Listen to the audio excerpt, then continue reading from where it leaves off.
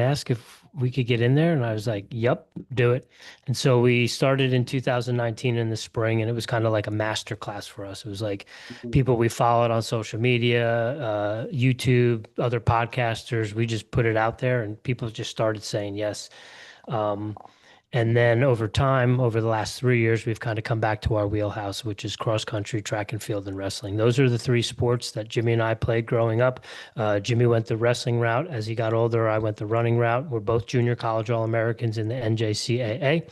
Oh, And wow. we know that we found that, the Power Four schools tend to get most of the shine and most of the love, flow track, flow wrestling, Citius, and anyone else. Um, and so we were like, well, why don't we go back to our roots, which is JUCO, Division Three, Division Two, NAIA. And so we've had a lot of great conversations with a lot of amazing coaches, doing a lot of great things with a lot of great programs. And over time, we find out about the 3C2. We always knew about the 3C2A, Yeah. but we dipped our toes into the water this fall with the cross country. And then we also did a wrestling episode as well. Then we found out about the NWAC, which is up near your old stomping grounds in Spokane and in Oregon. So we've had some coaches from there.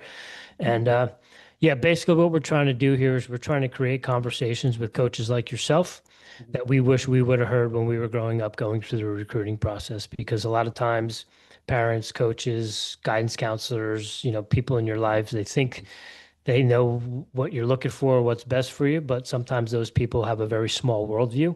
They Yeah. don't realize how many amazing schools that are out there.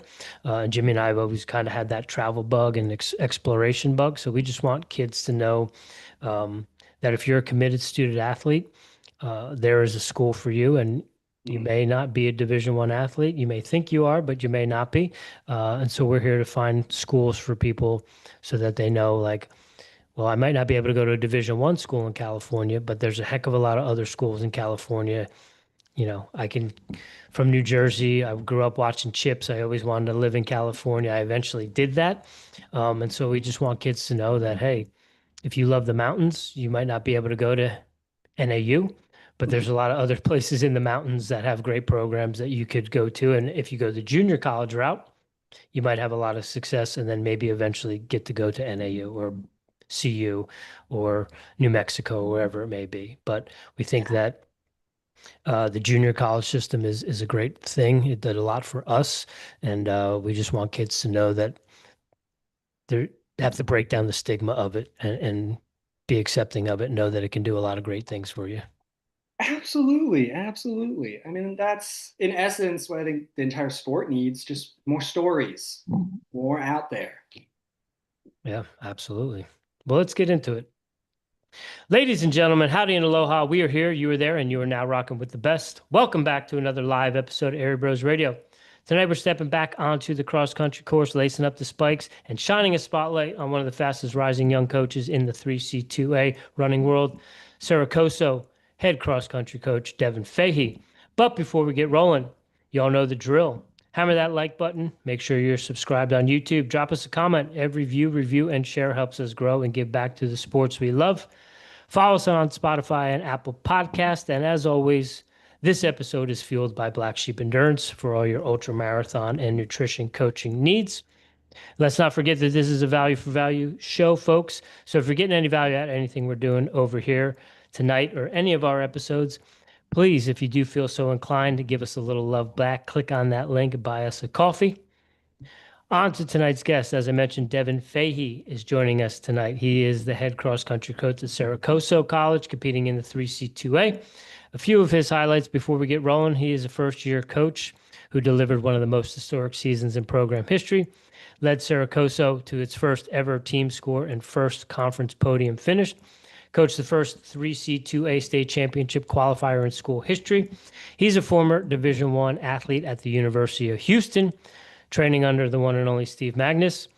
He's a former graduate assistant at Gonzaga University, working under legendary coach Pat Tyson, who we've talked about on here numerous times.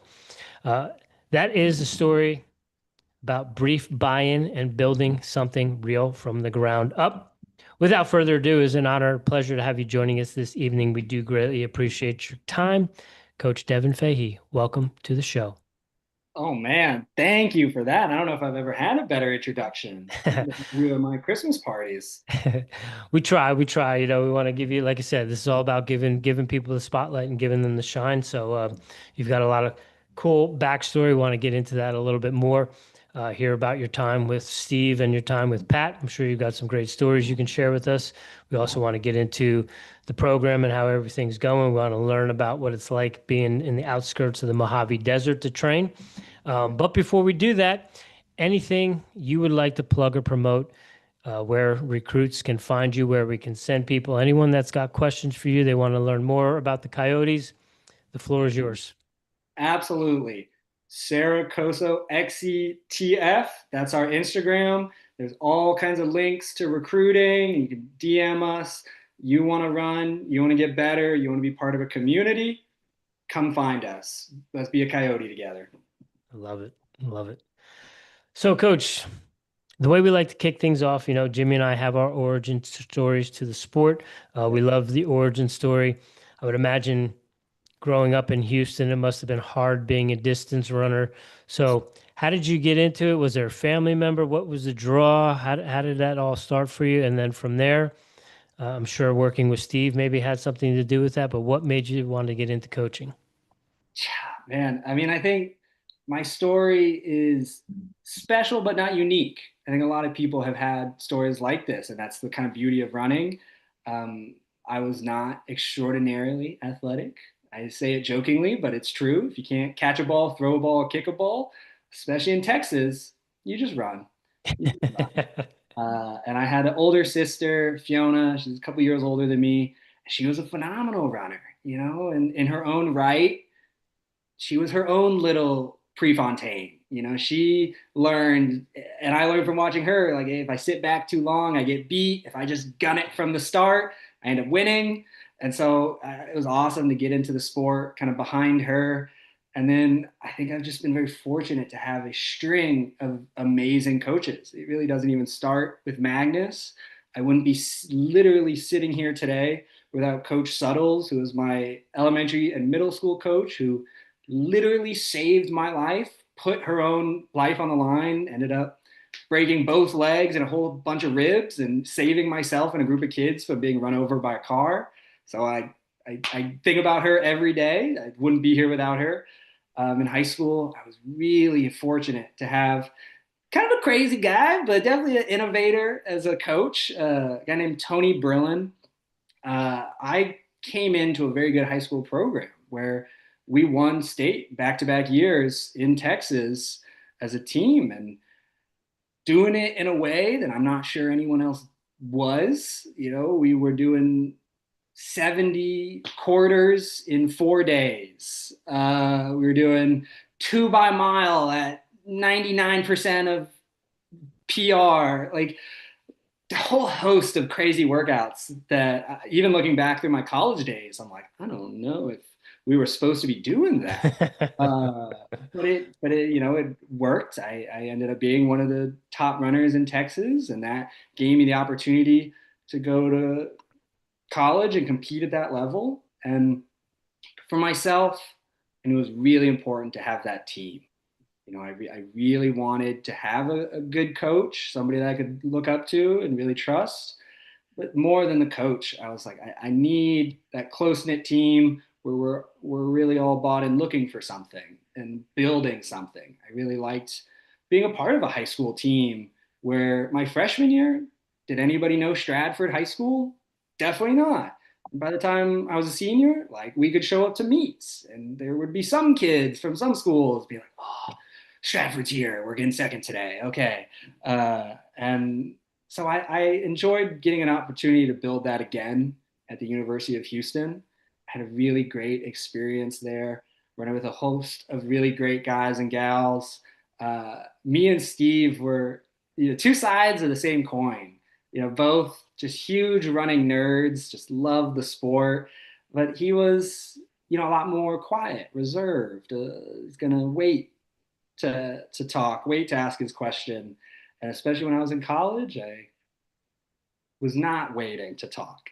I was very vocal. And so it was cool to have somebody who could really meet me where I was at on that social side of things as well, not just the running. Magness was a coach that you could talk to him about anything. There was really nothing that was off limits for him. And that stuck with me. I did compete through COVID in undergrad, which we could probably spend 45 minutes just talking about that alone. But that was its own crazy experience, which I think all of us found like it made or broke you, right? You either really got into it and learned like this is what I want, this is what I love, or maybe the opposite. And so even when we didn't have a lot of stuff going on, Magness was great. Like he put together this whole tournament of time trials where we could brag and talk amongst each other. Oh, hey, you won the 3K, but I'm going to get you on the 1K, like that kind of stuff. So after undergrad, I knew I wanted to coach. I knew I couldn't take time doing anything else. I didn't want to waste any time doing anything I didn't love. And so I was ready to hop into that coaching world and see what I could do, who else I could learn from. And I did not expect to go to Spokane, Washington and work under Pat. Uh, Truth be told, I pulled up the results list of nationals that year, and I emailed every coach at every school on that list, sending out well over 100 emails.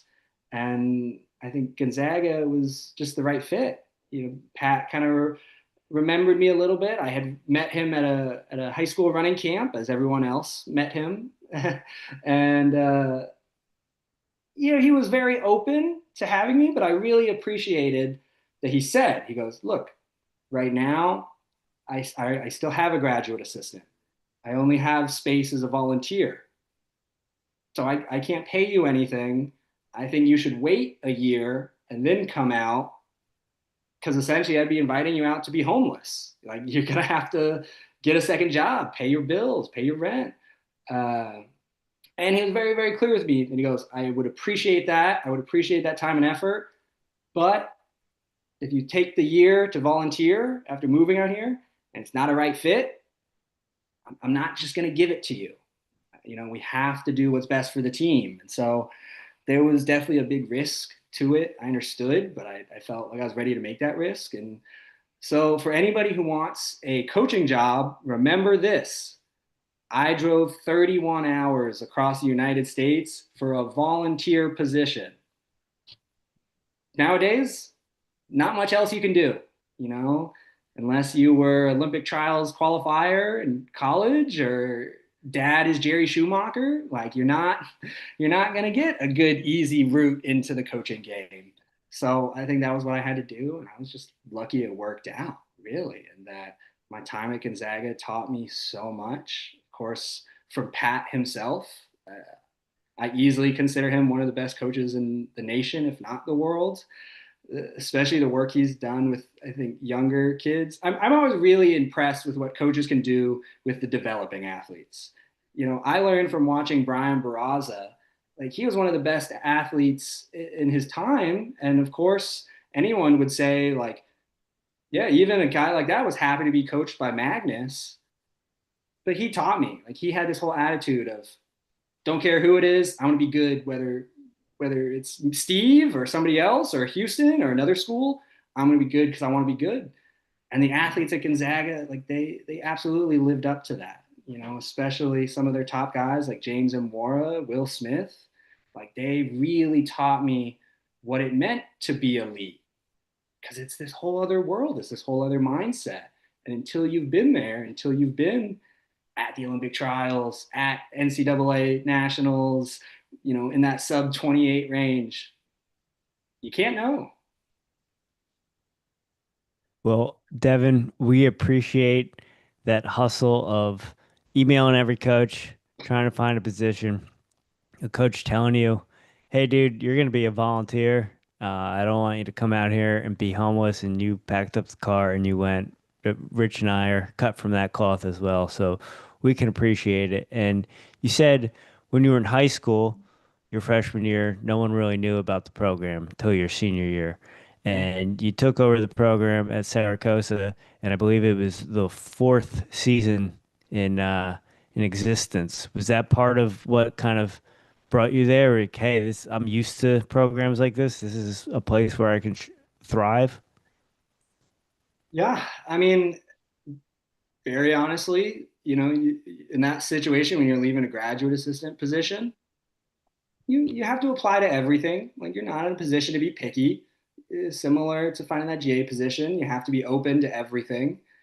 I think it wasn't until I had the interview with my AD, John McHenry, that's when I think I got hooked on the idea of Cerro Coso. He told me that my interview went well, and I guess I'm here because of that. But like, I tell him, I'm like, dude, your side of the interview went well. I didn't know anything about Cerro Coso, and I left that interview with this really cool idea of, he talked to me about, man, we have a community. Running is popular out here. There's only 100 kids on the local football team, but there might be 60 kids on the local cross country team. Like that's insane numbers. And we have all these kind of trails. He really bragged about hundreds of miles of trails right behind the campus, and it took seeing it. Truthfully, I don't know if I believed it until I saw it. But then you get there and you're like, oh, wow! Especially coming from a guy that grew up running on asphalt and pavement, literally hundreds of miles of soft surface sand trails that are beautiful. Uh, that coupled with all kinds of hills, up from, if you want to just go to campus, you got a 2.5 mile hill you got to climb. So that's the reason that we're good by just alone. And we're incredibly fortunate to have facilities that I think are crazy for NCAA schools for a junior college program. I think it easily makes us one of the top programs in the nation. We have stuff here at COSO that I don't know if we had at Houston. It's a really nice equipment. We have weight room, cardio room, locker rooms, 2 training rooms, a track. I can't repeat to you what he said to me, but at Gonzaga, we had all that success without even a track. And so my first week or so here, I got to take this really nice picture of our track and send it to my old boss, Tyson. And he was upset to say the least. And I was like, man, I want that track. And so I think it was from that point I was like, oh wow, okay, there's really something here. I don't think that he's just making stuff up to fill a position. I think he's honest when he says there are real strengths and assets to Ridgecrest, to Cerro Coso. And I would say from my first day actually being out there, seeing it, it clicks. Okay, runner's paradise. As long as you weren't expecting shade, runner's paradise. Yeah. Yeah, in doing research for the podcast, I looked it on the map and I saw it was way past Bakersfield, and I was like, wow, it is out there. And then I watched a video on YouTube just kind of introducing the college and some of the backdrops with the snow top peaks, and they started some of the interviews in the fall, and then in the winter there was a gentleman like sitting on a pathway, and there's like snow on both sides of him, like this high. I was like, where is this place? So yeah, I think that's awesome that you guys have all that running out there. Going into this season, what were you trying to build, and what happened during the season? What did it meet your expectation? I mean, coming in, and I said this to my kids. I was very upfront. I go, our goal is to show a sign of life. That's all it is. We're just trying to show a sign of life, let people know that there is a team here. I'm the 5th coach in 5 years here, which is in essence part of the problem, just that turnover. And I was maybe worried that people would think negatively about our team. But truth be told, and I think a lot of junior colleges fight this, most people just did not even know. They go, oh, I didn't know Cerro Coso had a team. I didn't know there was a cross country team in Ridgecrest. That's cool. Um, and so the expectations were super low. And I can't lie to you, when looking at the results we had, it's insane to think it actually happened, because I remember like 9 months before that still being in Spokane talking to my mom on the phone. being like, oh my God, I don't know, if everything goes perfect and if a couple really good kids fall out of the sky, like then maybe we're getting on, to conference, maybe we're scoring a team. And I had no idea what would really be possible, but I liked that framework of look, like we just have to show a sign of life, whatever that means for us, whether we score a team at the end of the season or not, like that's our goal. Um, Things didn't go perfect. People got hurt, things pop up, illness comes around, like all these things happen for everybody. And so to still score a team, get third at conference, qualify team for regionals, have an individual qualify for state off the back of, non-perfection. I was like, that is a testament to the kids themselves. I think they really bought into the goal. And it was cool to see because I had such a vast array of talent and goals. I had my top guy, Ryan Morrison, a phenomenal runner, ran 15:20 at Woodbridge in high school and 4:05 and a 1500, like some really respectable marks. And he's a go-getter. Like he's one of those guys. I would try to incentivize the team. We would do competitions. We'd like, hey, we're gonna do this plank competition, and whoever wins gets the frozen Gatorade. And Ryan would look me dead in the eyes and go, I don't want your Gatorade. I just want to beat y'all. I'm like, oh, cool, I'll take the Gatorade then. That's fine. And then we had kids who they had never run a mile before. They had never competed in races before. A couple kids would, if I say, hey, go run this 200 at mile effort, they were always respectful. I go, cool. What's mile effort? I go, okay, let me explain. Yeah, that takes a little bit. So I just think the way we were able to meet on the middle was we were firm about like, you just have to get better. You just have to be improving. Whatever that means for you, I want to see it improve. I don't care if you're getting last. Frankly, I don't care what times you're running. Just want to see that improvement. So I think with those two goals, it allowed us low enough standards or expectations so it didn't freak people out, right? We didn't come in and go, all right, time to win, time to turn it all around. I think if we would have done that, like some kids might have got freaked out. They might have been like, this is too much for me. Because a lot of my kids were just new to running, just new to the whole experience. But then, standards high enough to excite people, but low enough to not freak people out. But if I can stand on one thing, it's the psychological support, psychological safety. I did everything I could to let these kids know, like, I'm here for you. And regardless of what that looks like for you, I'm gonna do that. So after the season we had, people might ask me, what workouts were you guys doing? Like that's such a crazy turnaround. And I tell them, like, it's not workouts. It's not about the workouts. I know a lot about training and stuff just from working with coaches better than myself, but I don't think I did a single workout that's worth talking about with these kids. It's the fact that after 4 months, they feel like they've known me their whole life and they feel like they can trust me with anything. That's all it is. We hear that a lot, Jim, don't we? Yes, we do. Building the relationships is where it starts. That's the foundation. Absolutely. Devin, I'm curious, someone who was a high level competitor, ran on a high level Division I team, coached at a high level Division I school.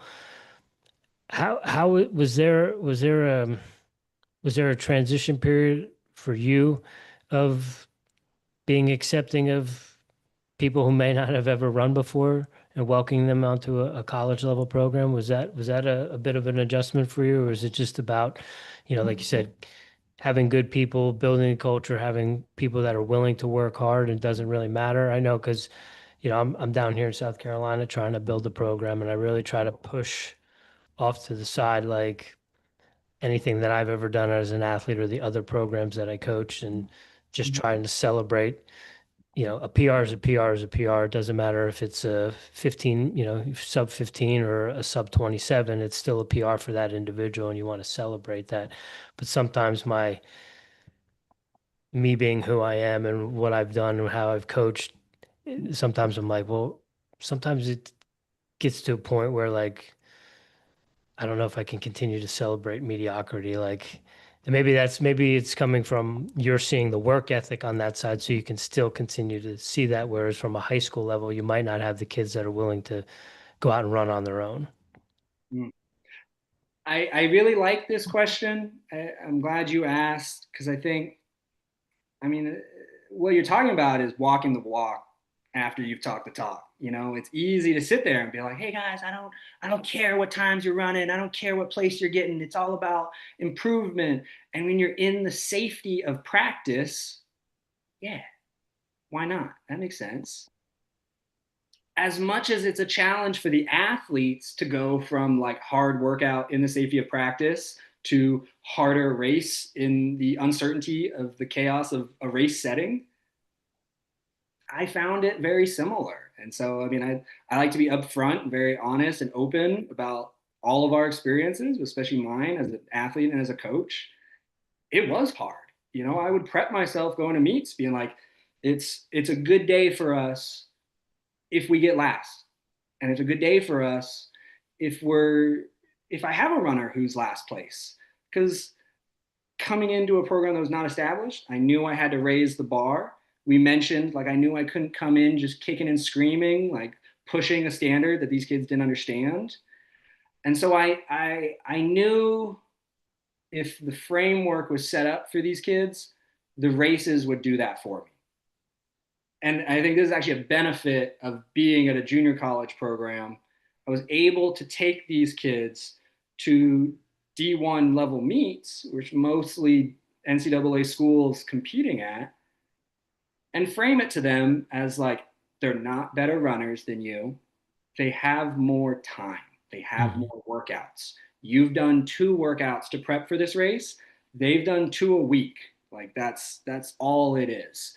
And so I think that helped my athletes have this understanding of maybe how to process the results.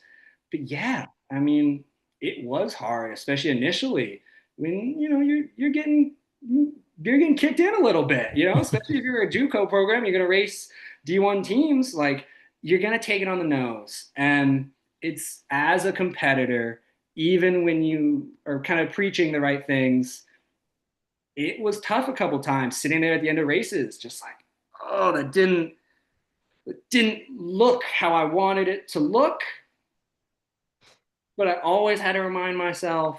And I think I was really fortunate to have a guy helping me out this last semester, Christian Schultz. He was a guy who ran at COSO and was just hanging around doing his master's. So he helped me out with a little bit of assistant coaching that season. And he was a huge help. I have to give him so much credit because he was the one to be like, hey, coach, like I know that might not have been what you wanted, but that kid didn't finish a race last year. So the fact that they just like finished, that's amazing. Uh, and it took a lot of, I would say, forced maturity on my part to then go back and talk to the team. And like you said, Rich, like you can't promote mediocrity. You don't want to be like, it doesn't matter. We're out here to have fun, whatever. But to still be excited with these kids for their efforts, Mhm. right? Because especially when kids are at the lower end, there is so much improvement to be made, right? I had a kid PR in one race by like 3.5 minutes in a 4 mile, and he's still not breaking 7 minute pace in his run. So he's still finishing in the last 10 people of the race. Doesn't look like anything spectacular on paper to the layman, especially. But yeah, if you have the context, you know where it's coming from. It's easier to be excited for this kid. But I think knowing where it's going, knowing that we're building to something, that's what really helped. Because I purposefully built a season to mirror something we had done in high school, where the years that we won state, I mean, we didn't win a single meet until championships. My coach would take us to the hardest meets in Texas, and we just get it on the nose all season. And then you get to your first championship and you blossom and you're like, oh. okay, now I get it. And so I had to put a lot of faith into like the light at the end of the tunnel. That it's like, all right, we're taking it on the nose in the season, but it's all gonna be worth it when it matters. And hopefully I'll remember that next year because it did pay off. Well, it's probably tough to show up at a meet mid-season after 3 days of 70 quarters. And I gotta say that one in particular, Berlin gets a weird, crazy shout out for that one. We would do 70 quarters in 4 days, 16 on Monday, and then you go 10 in the afternoon, 10 in the morning, 8 in the afternoon for the next 3 days. Something that made or broke you. Like you were either getting surgery after that week or you were fitter than you've ever been. So yeah, I figure if you can, not kill them a couple days before, let them survive, then it still all comes together. Was it when you got to Steve, was it like a whole different world? Oh, definitely, Yeah. definitely. And I expected it to be a whole different world, but it was one of those where it's like you don't know what you don't know. Yeah. You don't even know what to expect. And I think this is typical of social media. Steve will tell you this himself, so I don't think it's anything weird to say. But he's got a big social media presence. So we all had this idea of who he was coming into it. And then really quickly, like he was like me, he's always up front, he's not hiding anything. He was who he was, and he wasn't gonna like put on that persona for you. Uh, and so coming from a program where like my coach went to the military. He was a buds guy, and so he trained us like we were going into the military. Man, like he'd bring a bell out to workouts, sit it right by the track, and go, "Hey man, if you want to quit, just ring the bell." Wow. Yeah, and so to go from that to Steve, who ultimately he was like, "If you don't want to do it, don't." I remember we had a guy who came in and he was a good guy, really good guy. He just I think struggled competing at the higher levels, just kind of based off maybe interest levels. And I remember him coming up to Steve that first year and going like, Steve, I don't know if I'm feeling it. I don't know if I'm ready. Like, can you get me hyped up for this race? Can you get me going? And this is the best coaching speech I've ever heard. Steve just kind of pats him on the shoulder, looks him in the eyes, goes, "You got it," and then walked off. That's it. That's it. And so like that was Steve. He was like, dude, I ran 120 miles a week and some of the craziest workouts you've ever heard of on my own because I wanted to. So like he was not the guy who was gonna tell you to go run or really push you to run harder in races or workouts. He was going to give you the plan. He was going to meet you where you needed. If you need to talk to him, he's almost always in his office. Like you could always go talk to him. But he made it very clear that it's like, this is on you. And if you don't want to be here, if you don't want to do this, you don't have to be. You're not getting a credit for this. Mm-hmm. And so I liked that. Like I was ready for it. But it is harder than you realize. You'll have some of those days where you're in the midst of a good training cycle, but everything's getting hard, everything's getting tired. You might not be as eager to push as you maybe were every single day of high school, and it took, I think, some mental development, but also team accountability that we did a good job of. All right, well, if Devin's being a little bit too quiet today, that probably means he needs a slap on the back or something, get him going. And I feel like we as a team, all of us who really bought in at Houston, like we did a really good job of coaching ourselves and coaching each other. GJ Reyna, Brian Barraza, they get as much credit for coaching me as Steve Magness. Like they were there for me that entire time. Devin, you mentioned that culture at Houston. What are you trying to create that culture as at Cerro Coso? Culture's big for me. It's kind of the center focus of what I think needs to be built around a program.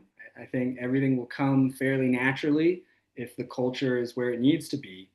And so this is what I want to build at Coso. And I think regardless of what school I'd be at, it'd be similar. It's just got this has the Coso personality and brand to it because we're a junior college and I want to fit to that demographic. You know, if you're a kid going to a D1, D2 school straight out the bats, it's not that you're perfect. It's not that there's nothing for you to learn. It's just like you are probably very motivated and already have kind of a set plan, set goals to go about, and you know how to follow that. A lot of junior college kids have all the potential in the world. They just don't know where they're going, what they're doing. And so I try to build the culture as we're here to have community, but we're also here to get better. And we're also here to like all support each other in that getting better. And so whether you're going to compete the full 2 years with us, whether you're going to do a season and then transfer, whether you're not even going to be on my roster, but you just are like, I kind of like running and I want to get better at this. I don't care where you're at. I just want to see you get better. And I want to see this be a place where that's well known. And we're of course still building it every day.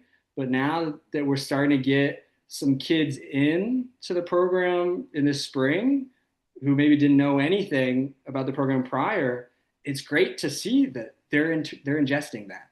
You know, they're the ones coming in who are like, okay, yeah, this is just a place for me to get better. You know, I have a kid right now.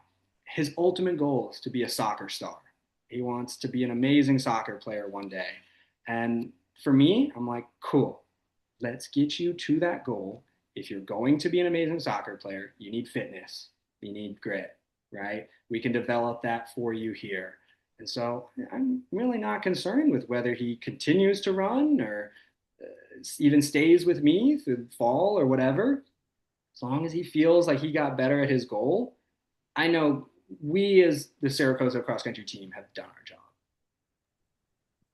So you guys had quite the season this year from prior seasons struggling to get 5 kids out for the team. You guys were competing with some top 3C, 2A teams. You guys medaled at the conference. You guys qualified for regionals, and you had an athlete run at the state meet. What of those moments or any other moments throughout the season kind of hit you emotionally hard? Like, man, we're doing something. Yeah, I mean, it was absolutely conference. There's some backstory that goes into conference that kind of adds to that. One, our fifth runner, Andrew Quackenbush. He was one of those guys who had run before, had some experience, but he was really getting into it this year. He was really pushing himself, doing more than he'd ever had. And I love to see it. Of course, we do our best to keep kids healthy. We try to communicate with them as much as we can on how we feeling, when should we do certain workouts, what have you. But stuff always falls through the cracks. And, Andrew started to develop some pain in his foot about a week out from conference. And I wasn't 100% positive, but I've seen too many injuries for me to kind of have the thought process of, I was like, the chance that this is a stress fracture, we're not messing with. We're not going to push that at all. And so I ultimately left it up to Andrew. I told him, look, I'm not going to run you this week. I'm going to let you rest and get your body back under you a bit. We'll take you to conference. We'll see how it goes there. You don't have to run. Like, if you get to the line and you're like, this hurts too much, I can't do it, don't worry about it. And day of the race, things are kind of seeming better, but we're still being cautious. And I told him, Andrew, start the race, go at a medium pace for yourself. And if in the first couple minutes you feel any pain, walk the whole thing. You're not going to hurt my feelings. I just want to make sure you're like still in one piece at the end of this race. That was Andrew's best race. At the beginning of the season, he wasn't fit enough to run the full time for a 6K. He had to walk at certain points because he just wasn't fit enough. Conference, he didn't walk a single step. He ran right on top of his PR on a pretty tough course and placed phenomenally, better than he ever had in years past. And so because of Andrew, we actually scored.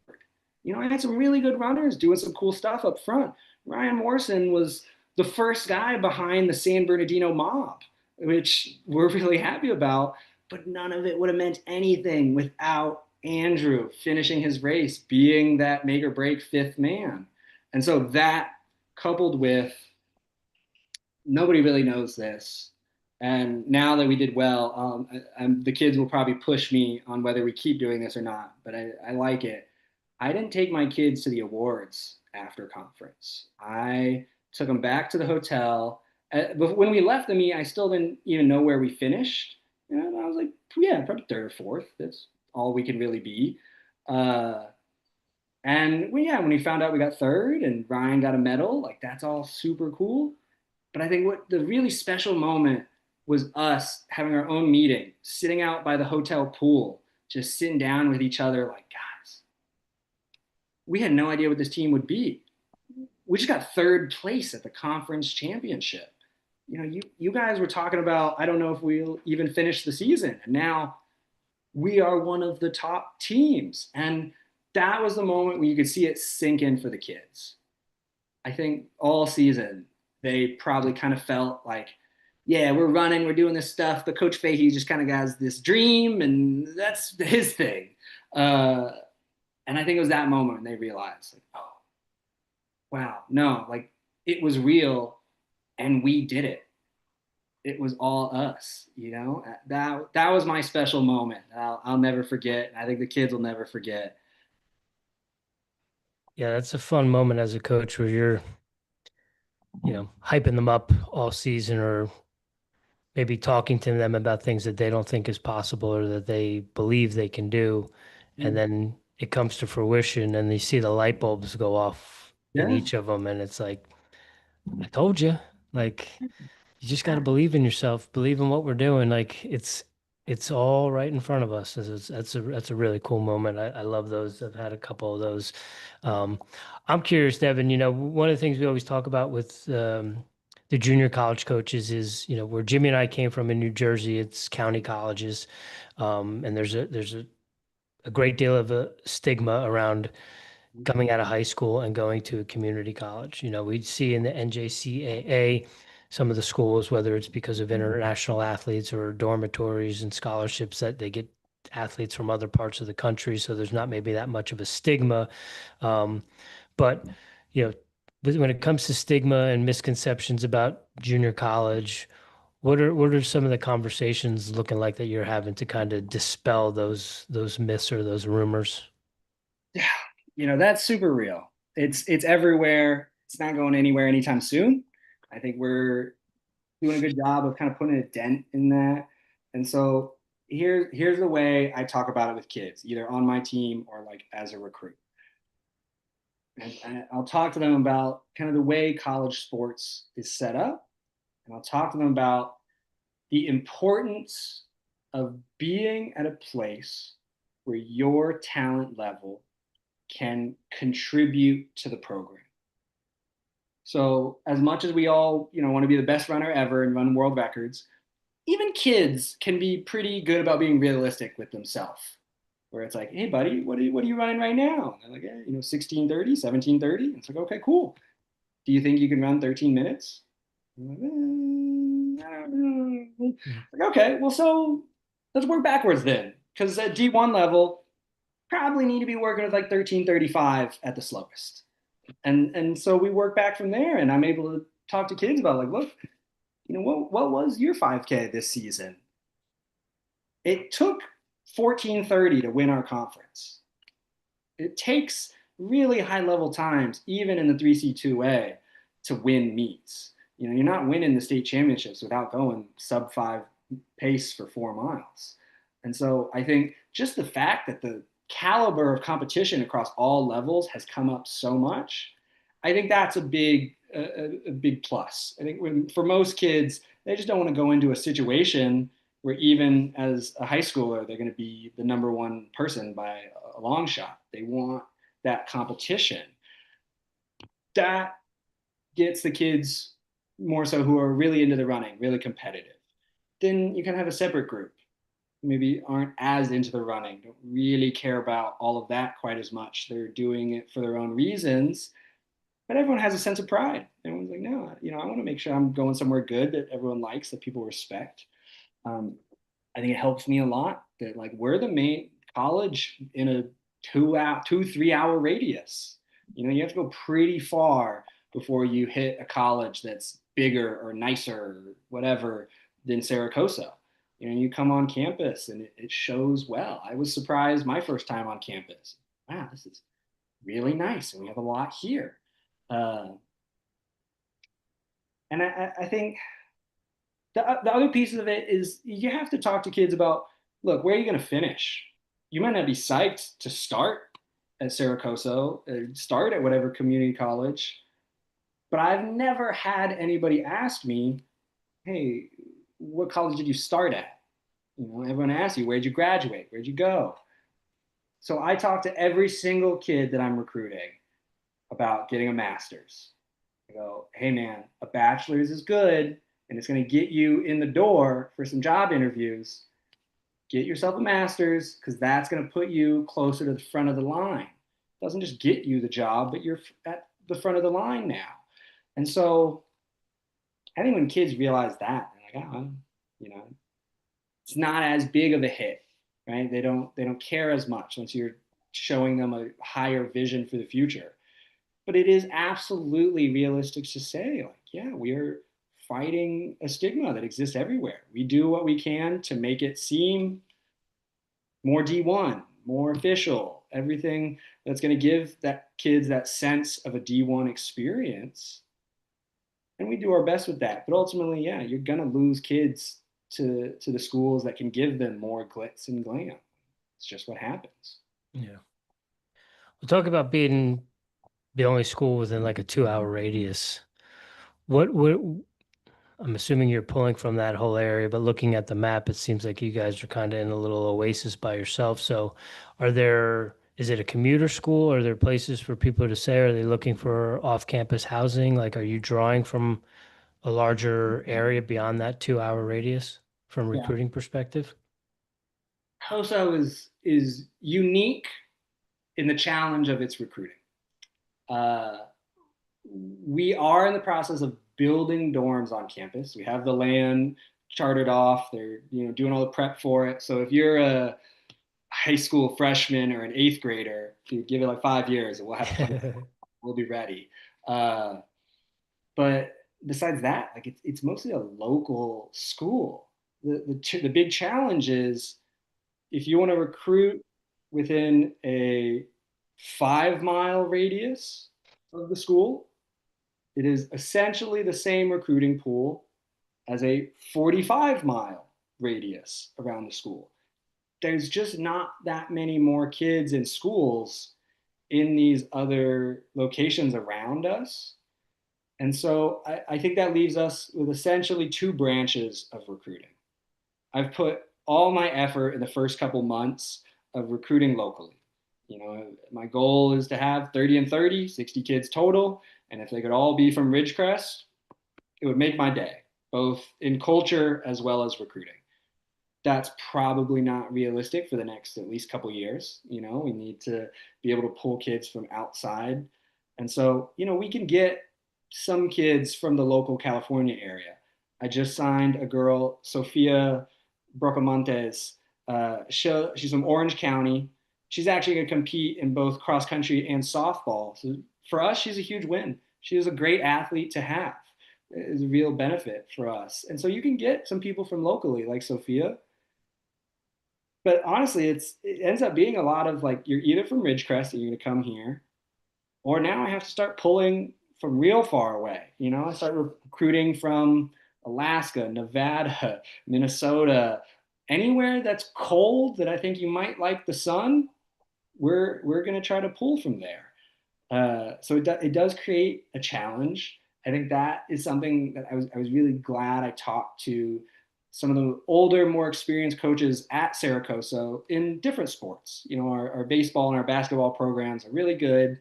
And they were people that were able to talk to me about like, hey, recruiting can be tough because are you going to really convince an LA kid that they should move 3 hours inland and go, to a small desert town? Probably not. More times than not, probably not. That kid is not interested in that cell.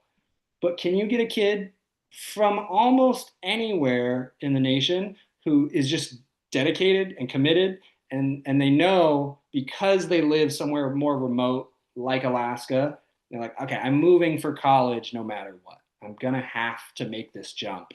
And so if you can overlap that, that really helps.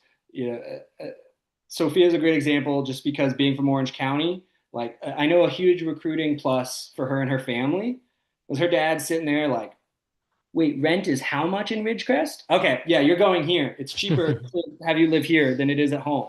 So like that helps us a lot. Ridgecrest is a much more affordable town than probably anywhere in California.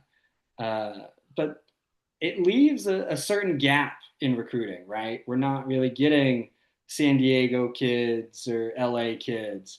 It's either like you're a desert kid and you know what this is, or you're from somewhere else where you really want to get away. Well, I think based on some of the stuff I've seen on the campus, I think you're going to be able to pull kids from all over because it looks like a beautiful campus, especially if you're a runner. So I look forward to seeing you build that pool of talent. Now, speaking on the college, I know you mentioned that you guys have a track there. Is there any talks about getting a track program going? Yes, sir. So that was a big stipulation of me being hired, both on their side and my side. I was like, I don't know if I really want to do this unless I can also do track. And they were very upfront about like, cool, because you're doing track. We want track. And so right now we're establishing the track program in the distance side of things. So we're going to be just like Gonzaga. We're going to run cross in the fall. We're going to do open invitationals in the spring. I can't brag, but I brag with my kids all the time. I'm like, y'all as community college kids are going to go run meets that I didn't get to run at Houston. You guys are going to go to Mount Sac for the ones who qualify, Brian Clay, like you're gonna get to go to some really high level meets. Even everyone will run Riverside meets. Riverside's a great program by itself, so that opens us up to a lot of competition just locally within that 2 to 3 hour window. Um, and I think for us right now, just to say we're doing track means a lot. It really shows the kids I have now, like this is real. It's not a game. It's not a show. This is what's happening. This is how it is. Because even people who don't take running very seriously, if you know the world at all, it's square rectangle, right? All cross country runners run track. Not all track runners run cross country.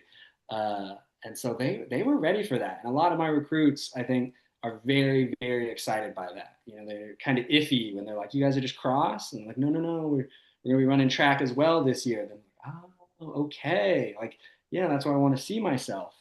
So right now, I tell kids we'll do anything from 400 to 10K. Mhm.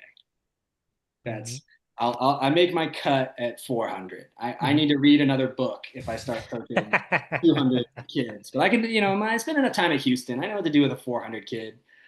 So this track season coming up this week at Bakersfield, I'll have an athlete race the steeplechase. I'll have a female athlete running the 1500. I have two guys doubling in the 400 and the 800. I have one guy doubling the 800 15.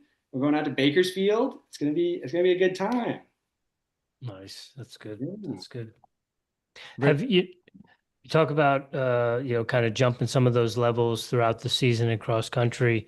Have you seen some levels jump from the end of cross country season now to when we're getting ready to run our first track meet? Absolutely. Yeah. Absolutely. And I could call out a number of people here, but I'm going to call out Walker Fleming. He's a guy who I think epitomizes what you're talking about. He had a great cross country season, probably his best season ever. He didn't compete a whole lot in high school, so he was still relatively new to it. So he had this great season in cross, but he missed qualifying for state as an individual by that much. And it's funny because he was one of those kids who at the beginning of the season we were not talking about state. He was not thinking I'm going to state. And then You get better, you progress, you get into the race. You got to be, I think it was top 85 at the end of the day. And I think he got like 100, like 95th. Like he was right at that level where if, he had a better kick or got out a little bit better, he was like, no, I could have made it. And so coming off that, boy, was he hyped for a track season. And this is my favorite kind of kid. It can be difficult sometimes to train, but I don't care. I would rather have this problem. He's the guy who's going to go out and do something crazy. When I tell him 10 miles, he's doing 18 miles. And I'm like, oh, well, I didn't think we were there yet. And so that was a great opportunity. I know it sucks coming off a race that feels like a bummer, but to all the coaches out there, I mean, give kids time to grieve, but understand like after a bad race is the best time to be able to talk to kid about like it's time to get better. You're actually open enough now after having this experience. Hey, okay, what do I need to do to get better? And so I was able to have a great conversation with Walker about, hey man, if you're telling me you want to run these kind of times, if you're telling me you want to go run at an NCAA school after this, you need to get more serious. You need to get more consistent. You need to be stacking mileage as well as quality workouts, just, a lot of tempo work. And so he probably still did more than I asked of him, which is fine. I mean, whatever. But he got up to like 60, 70 miles a week over the winter. And I think is in a really great position to his PR in the 5K right now is like 17:56. He might just jump the 16s altogether. I don't know. Like he's in a great place to make just a huge jump. And I think all of us on the team are kind of eyeing him. Like I'm excited to see that. Nice. Yeah. Coach, And a bunch of kids like that for sure. Devin, when it comes to Cerro Coso, what does the college offer as far as majors? Is there any special certificate programs, anything like that? Really good question too. Really good question too. And I know that's what all the kids at home were thinking about. But hey, the academics are important. It is. There's a lot of stuff offered at COSO. A lot of creative fields, which I think is great for runners specifically.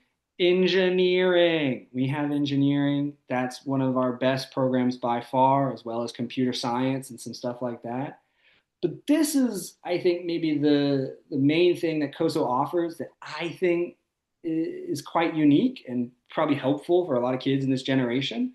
Because I know for a long time I was this kid. I know there are a lot of kids like this because I talk to high school recruits all the time, and that's what they're saying. That they're like, I just don't know. I don't know if I want to go to college. I don't know what I care about. I don't know what I want to do. There's just a whole lot of I don't know. And so COSO offers what's called a general major. You can spend 2 years taking basic classes, getting your associate's degree in the general major, and that puts you in a position to then go to a 4 year and step into a large variety of other majors. So I just think that's really advantageous for the kind of typical high school kid that I'm talking to now, where they get excited about running. They're like, I think that sounds cool. But oh, you got to do school too? I don't like Mm-hmm. school. And I don't even know what I want to do. I don't know what I'd study. And I think that is the best answer. Do the general major for 2 years. Then that puts you in a position to go to your 4 year, get your bachelor's. And then I think I try to encourage kids like, copy me a little bit. If you've been running for this whole time, you don't even have to keep running, but there's a good chance somebody might at least help pay for a master's degree. Not because you run, but because you used to run. And that's how you end up walking away with a bachelor's and a master's, mostly all free. Devin, I think that general major is clutch because I didn't figure out what I wanted to do till I was in my 30s. So I think that's good for college kids who just want to run or wrestle or play their sport. Oh, absolutely. I mean, I enjoyed kinesiology and psychology. I'm glad I found that. But truth be told, I was a kid that's like, yeah, I'm going to college to run. Yeah. I could care less. I just want to make sure I'm here to run. And that's a great opportunity for anybody in that boat. Devin, is there anything about the team, about Saracosa, anything that we haven't covered that you want our audience to know? Yeah, Yeah, I mean, if you haven't gotten across from this conversation already, which I mean, you guys, I think are hitting the points with it. Just understand, like, this is a family. You know, I sit at home in my apartment doing the pump the fist when I see kids like high fiving each other or like pulling each other off the track, and I've already seen it so many times.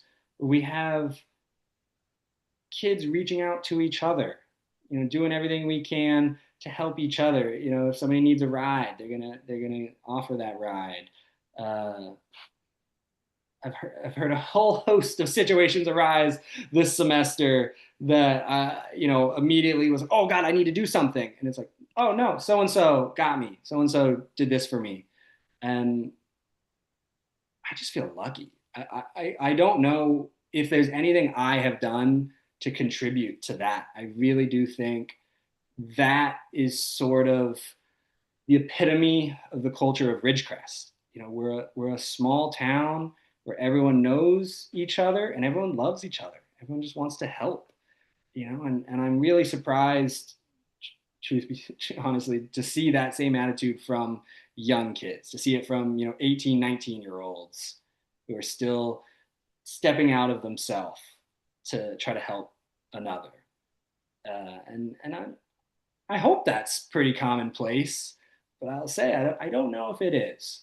You know, I think a lot of college programs end up being built off of competition, off of goals to win and everything like that. And that is not a bad thing by any stretch of the imagination. But I think if you can win and you can have fun winning and doing that off the back of like, this is a family, we live together, we die together, that's all that matters, it makes it a lot more beautiful. And so, as much as, you know, I'm waiting for Sam Ruth to commit to Coso and start getting some sub 4 milers here, I hope every kid sees our post, sees this podcast, sees the team, and knows like we're really a family and we want to just build that family. And the only thing that you have to do to be a part of that family, and really any family, show up. It's all it takes. Show up, man. I get that question all the time. Kids will ask me, like, how fast do you have to be on the team? What do you have to run? And I go, okay, that's not important. What's important is, can you show up? Can you support one another? Cool. Everything else will come. Everything else will come. The hard work, the dedication, all that comes after. But when you get a feel for that, it changes your life. Yeah, I ran 15 flat, 359 and a 15 in college. And that was all based out of just love for the team, love for the group. I just really enjoyed having that family. And that's what drove me to compete. And I think that's what we're trying to build this team centered around. And so I hope kids see that. I really do. Devin, you hit us at the beginning talking about packing up your car, driving across the country to take a chance on an opportunity. That's something that resonated with Jimmy and I. And you talk about having a team that's a family. That's also something that both in my college days at Monmouth University, but also with the teams that I've coached, have talked about being a family a lot. And, I reference my brother and I is that, like, we might not always see eye to eye and we might get in some fights time to time, but when it's out in the streets and it's someone against him, well, then I got his back. And, we talk about that family mentality. Like, you guys don't always have to necessarily love each other, but when you're on the competition field, it's us against them. And you really get to see that kind of family mindset and mentality come out. So I love it. It resonates a lot with me. So I appreciate your passion for it and what you're doing for the sport and all that. I do have two more short little questions for you. I'm curious. One is an ultra marathoner, mentioning those 100 miles of trails that you got out there in and around campus. Are there any ultra marathons that go on in Ridgecrest? Yes, Rich, we got you. Come to town. You're going to run the 30K, the 50K, and the 10K all in the same weekend. We got you. It's called Okay. the Ultra High Desert Marathon. Look Okay. it up. It was more at its peak in like the late 90s, early 2000s. At one point, they were getting like 1 to 2,000, and maybe like 2 or 3,000 people showing up for this event. It's dwindled in the past couple years. It's probably more like a couple hundred people now. But so you will get to run 50K through all of our trails unit. You'll go all over Ridgecrest and back. And then if you're daring enough to go even more inland, you might head up to Mammoth, and they got a good couple races up in Mammoth. That, Yeah. as long as you got snowshoes, might be worth your time. Okay. Right on. Yeah, And yeah. then the other one I got for you, we're track geeks through and through over here. We didn't grow up watching Super Bowls and those sorts of things. We grew up watching track races and finding obscure road races and cross country meets on late hours or early mornings on ESPN and different things like that. So, we've known of the lore of Pat Tyson and his connection to Steve Prefontaine and just the coaching and all the stuff that he's done over the years. Do you have a favorite Pat Tyson story you could share with us? Oh God, just one? We only have time for one? No, that's not fair. Um,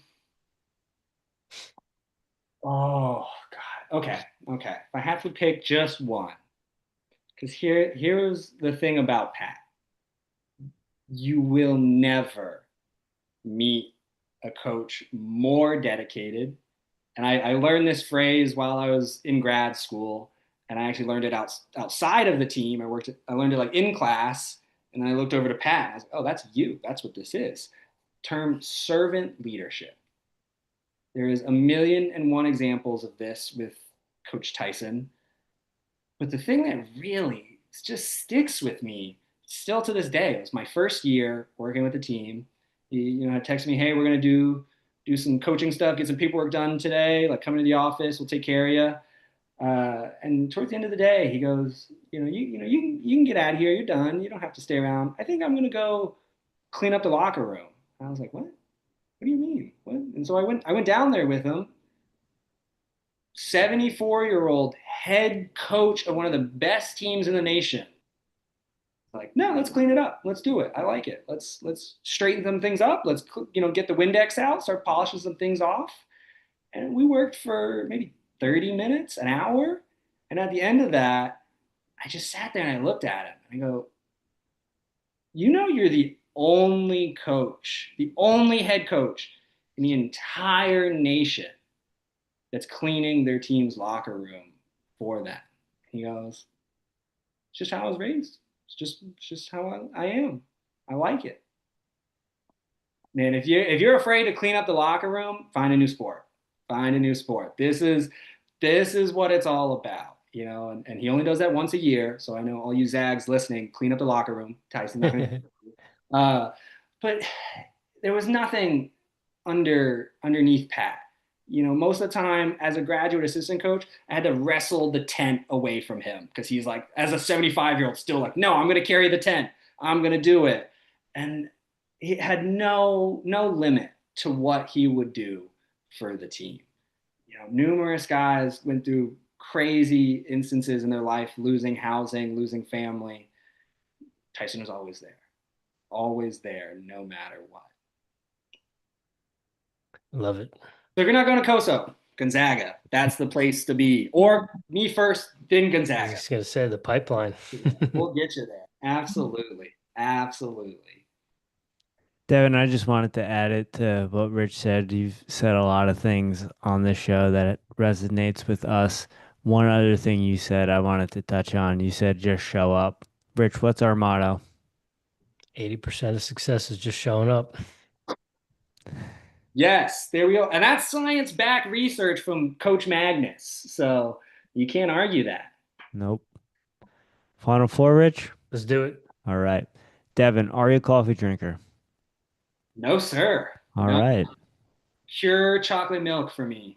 All right. All right. You got any special brands that you like? You doing raw milk, chocolate milk, anything like that? I'm a big believer in you gotta mix your own chocolate milk. It All right. doesn't taste the same. I know it's gonna be very controversial. I'm not lactose intolerant, so I'm chugging whole percent milk. I Nice. love it. So you get your whole percent milk, more Hershey's chocolate syrup than you think you need. When it's pretty dark and you're still mixing it, like 1 or 2 more seconds of syrup, and then that's when you know it's good. Man, in Nice. my own heart, I like to get the spoon out when I'm done and get that syrup up too, or possibly make another one because there's so much in there. You just have to sometimes. Now, Yeah. is this like a morning ritual or is this like a post-workout ritual or both? I would say post workout, post workout. Post-workout? Yeah. I'm gonna get a lot of questions about this. My morning ritual thing because I'm not a coffee guy. I just like hot water. Okay. I'll just boil some water. Just hold my mug. I got it from my mom. She started doing that. It will get you weird looks in the coffee shop. It's fine. It's fine. Put lemon Nope. in that? Yeah, no lemon, no nothing, just hot water. Not in the morning. Like in the afternoon, maybe, you start to feel a little bit spicier. But no, I just like it's mostly about the warmth, Yep. but it's great because especially first thing in the morning, I think every runner is like this. My body's sensitive. I feel when I put anything in that's not what it's supposed to be. And Hmm. not to go on a soapbox, but we're only supposed to ingest water and food.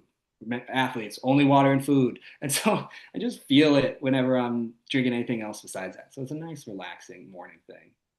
Okay, right on. I like it. Devin, do you have any daily practices or rituals you do on a regular basis to show up as the strongest version of Devin Fahey? Whew, that's a good question. And you know what? As an athlete, not as many rituals. It was more of just kind of show up on the day and do it. As a coach, I've gotten really into my rituals. As soon as this call is over, hat is going backwards just to represent work Devin and social Devin. Uh, I like coming home and like spending a little bit of time shutting down before you really settle into being home and kind of being able to shut off the coaching brain and stop thinking about recruiting for a good bit. Uh, the one recruit that or the one routine that I've held on to from my competing days, I used to really like just dead on looking at myself in a mirror, after the warm up before your race and just you don't even have to say much. You just kind of look in your eyes and kind of talk to yourself about like, who am I? What do I want to do? And that's something that I've really held on to and I really like. I find especially for our like big travel meets, especially when we're at championships, it helps me so much maintain my chill uh, to just spend that time in the morning, looking at yourself in the mirror, thinking, talking about, who do I want to be? What do I want to Let's go, champ. Let's go. Exactly. Exactly. Yeah. Love it. Yeah. And Pat taught us a couple times. Sometimes the best thing you can do as a coach is just shut up. So it's good to Hmm. know when to speak up and when to just shut up. Yep. Devin, what are you listening to right now? Music, podcasts, audiobooks? Are you reading anything? Okay. Um, I listen to a lot of jazz, especially in the morning. I do love it's real old school shout out, but Kid Cudi, love my Kid Cudi. Pursuit of Happiness, any of those good classics. He's Those got a good. tour coming up this summer. Oh, all right. Well, I will be gone from practice on those days. It's good to know. I'm rereading a book that I got in grad school, Siddhartha. Hmm.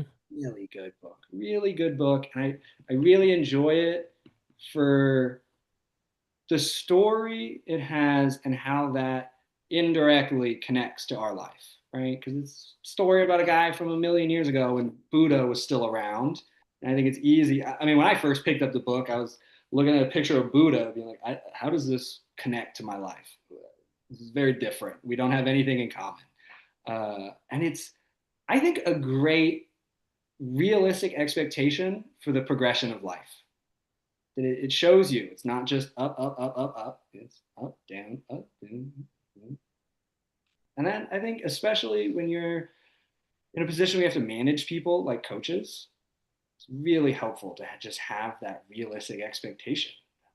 If this kid is doing everything he should, even if I'm doing everything I should, there will be dips, guaranteed.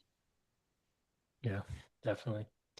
Devin, I'm curious. You mentioned, the track team is 400 to 10K. If you went any lower, you'd have to read another book.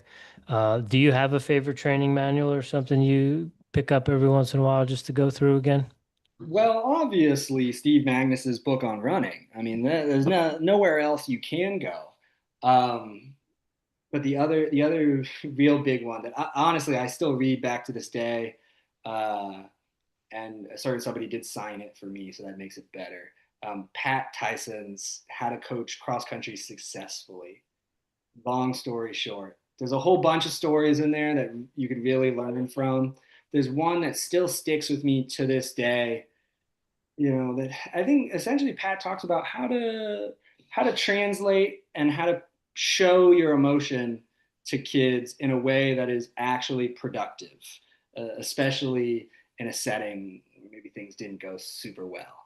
We talked about like, hey, how do you kind of control that more competitive side as a coach? So there's a story that I think about it all the time in Tyson's book about one of his teams coming back from a meet, didn't do as well as he thought they could. He kind of knew like they underperformed. They didn't put themselves in it. They didn't do what they're capable of. Instead of screaming and hollering at them and punishing some kids for not running hard enough, he just got in the van, didn't turn it on, didn't do anything for a second, and just punches the steering wheel. Damn! And then doesn't say a single other thing about the meet, doesn't say anything to any kids about you messed up, whatever. And he details in the book, and I asked him about it later. He goes, yeah, man, I mean, you have to find a way to communicate to them that's not acceptable. But you don't need to break the connection with them. You don't need to, show them it's not acceptable at the expense of y'all's relationship. Just show them. Mm-hmm. Did you read that book before you started working with him? I did in high school, about my junior year. I went to my coach and I told him, hey man, I think I'm interested in coaching. I think I'd like to kind of start reading some other stuff. I had really only been reading running books at that time. That's what really got me to start reading more as a kid. And so he reached up on a shelf in his own drawer and handed me Pat Tyson's How to Coach Cross Country Successfully. And to be clear, he did look at me and goes, I use this book, so I want this back, but you can read it and then get your own copy. So yeah, it was pretty cool getting to then work with him after reading that book. That was a fun time. Yeah, very cool. I'm going to put that in the Amazon cart. Yeah, absolutely. Absolutely. And between us, you can know the book is actually the Mead Magic or the Mystic Mead. That's what Tyson wanted the name to be, but publishers. Yeah. Devin, last one we got for you to close. That's a lighthearted one. Maybe it's a unique food item that you came across in your time when you lived in Houston. Maybe it was in Spokane. Maybe it's a beverage from one of those locations. Maybe you like to play a little golf in your free time. Do you have a guilty pleasure? Oh yes. Oh yeah. And it's everywhere in Houston, couple places in Spokane, non-existent in Ridgecrest. So I've had to learn how to make my own because it's that serious. I love soup. Ramen soup is the best thing you could ever put in your body. It feels amazing. It tastes amazing. That was my big meal. When I needed a good recovery meal, I was like, oh, I'm going to go get big bowl of ramen, you get all that bone broth, great for the body, but it's just comforting. It's just a nice warm soup. Right on. Yeah. So first ramen It guilty is. pleasure, Jim. Really? That's surprising. Gets me back to those udon noodle days, Rich. Yeah. I would imagine Houston's a pretty diverse, unique, extraordinary food city, yeah? Oh God. If you want to get fat, Houston's the place to live. I call it the food capital of the world. It is the best. I miss it every day for the food, particularly family also, but priorities. Uh, Hmm. I think because it is so diverse, because it is actually the most diverse city in the world. I'm very proud to be from Houston because we have that equal representation as well as many other reasons. But that's why we have such amazing food. Hmm. There's every nationality of food that you could ever imagine. And it's such a big city, there's a lot of competition of that food. So, you're actually getting the best of it. You Yeah. really are. So anytime I go back to Houston, I have a list as long as my arm of all the places that we need to go to eat before I can head back. Nice. It's one thing we Devin, like to do, yeah. but when we go home is we have our food list too, for sure. It's comforting. Originally from New Jersey, and Jersey Mike's is Oh, started in our hometown, so it's like wherever we are, now that there's like 1,200 different locations across the country, you can always find a little bit of home somewhere where you are. Oh, I love that. It's super, super fast. Just is because it's funny you brought it up. With Tyson, he's a big Subway guy. All the guys on the team know Tyson loves his Subway. And so I think one of the funniest pranks that I was ever able to do, because Tyson's a big prankster. I almost told you a prank story. That's one of his things. Uh, but I played a little prank on him where I built the itinerary and you put in the lunches and everything where we're gonna go eat. And instead of the Subway, I put Jersey Mike's. Oh God, it was so funny to see Tyson be like, why Jersey Mike's? Is there no Subway anywhere? What happened to the Subway?